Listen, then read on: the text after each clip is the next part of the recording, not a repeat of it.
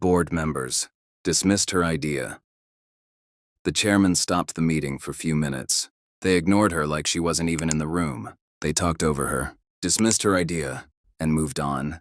But when the chairman suddenly stood up and stopped the meeting, everyone realized they had made a mistake they couldn't undo. The boardroom was cold in that polished, expensive way.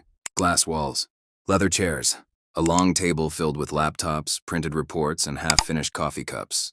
Outside the windows, the city looked calm, unaware that a billion-dollar decision was being made inside. At one end of the table, the board members spoke confidently, numbers flying back and forth, margins, timelines, risk assessments.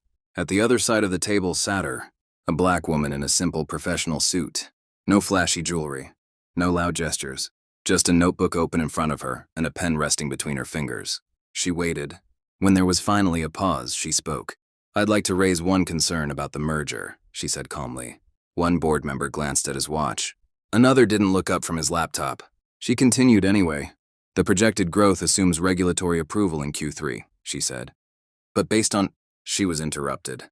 "That's already been reviewed," a man across the table said, waving his hand dismissively. "Legal signed off." She opened her mouth again. "There's also an issue with cross-ownership clauses that could—" A woman beside him sighed quietly. "We don't need to complicate this," she said. "We've been over these risks." The conversation moved on. Just like that. The black woman leaned back slightly, her pen still in her hand. She didn't argue. She didn't raise her voice. She simply watched as the discussion continued without her. Around the table, confidence grew. "We'll vote by the end of this meeting," someone said. "This deal is too big to delay." A slide changed on the screen behind them. Projected profits, bold and optimistic. The woman glanced at the screen once, then down at her notes. A junior executive seated near her leaned over and whispered, "I think they just skipped you." She gave a small nod. "They did," she replied softly. At the head of the table, the chairman listened quietly. Older, experienced, saying very little.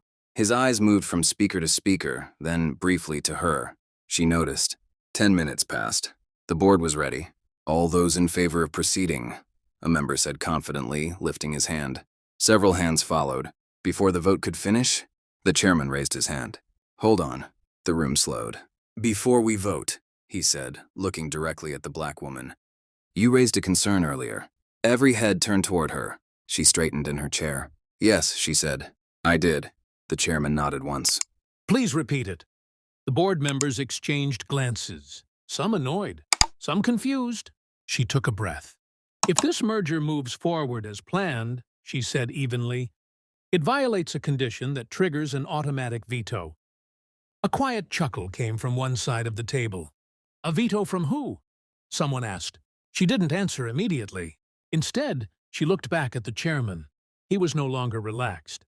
He was watching her very carefully. "Let her finish," he said. And suddenly, the room felt very different. Because the way the chairman was listening suggested this wasn't just another opinion, and whatever she was about to reveal had the power to stop everything. They thought she was just another voice in the room. They didn't realize she was the one voice that could end the deal. The room stayed quiet. Not awkward quiet. Alert quiet.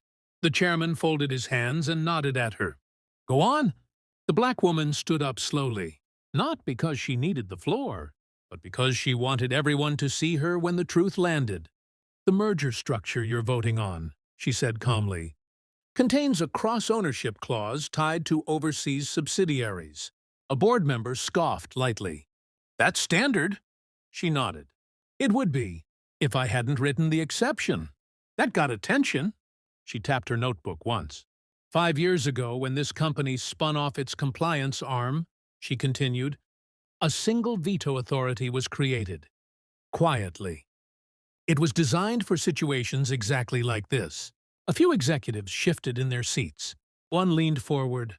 "That veto belongs to legal." She looked at him. "No," she said. "It doesn't." The chairman exhaled slowly. "Tell them," he said. Every screen in the room went dark. Then one slide appeared, a scanned document, a signature at the bottom, her name, and beneath it, one line in bold, "Final approval, required." The color drained from faces around the table. "That signature," she said evenly. means this merger cannot proceed without my written consent. Someone laughed nervously.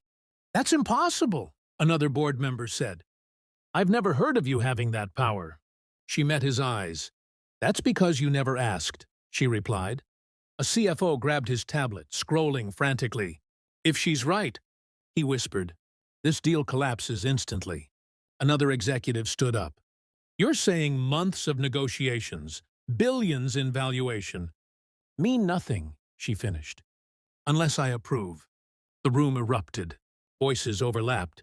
Chairs scraped. Hands waved. The chairman raised his voice just once. Enough! Silence snapped back. He turned to her. Why didn't you say this sooner? She didn't hesitate. I tried, she said calmly. You talked over me. That sentence hit harder than any number. The chairman nodded slowly. He turned to the board. You dismissed the only person in this room who could stop this merger, he said. And now you're surprised that she did? A board member swallowed. What do you want?